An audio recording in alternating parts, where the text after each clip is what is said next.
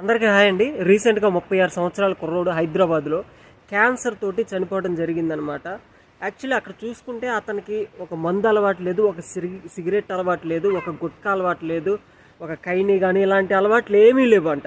అతను చనిపోయిన తర్వాత అసలు ఈ క్యాన్సర్ ఎందుకు వచ్చిందని హైదరాబాదు వైద్యులు కొంచెం ఆ బాడీని టెస్ట్ చేస్తే విషయం ఏంటంటే, అది కనుక్కున్న తర్వాత దగ్గర దగ్గర ఆయన రోజుకు 4-5 సార్లు వేడి వేడి టీ ప్లాస్టిక్ కవర్లో తెచ్చుకొని తాగటం, వేడి వేడి అన్నాన్ని వేడి కూరని ప్లాస్టిక్ బాక్సుల్లో తీసుకెళ్ళటం, అలా ఆఫీస్కి వెళ్ళేటప్పుడు కానీ అట్లా, లేదంటే ప్లాస్టిక్ బాటిల్లో వాటర్ తాగటం, ఇలా కెమికల్ ఏదైతే ఉందో దాని ద్వారా ఆ ప్లాస్టిక్ కెమికల్ ద్వారా తన బాడీలోకి క్యాన్సర్ అనేది రావటం జరిగిందంట.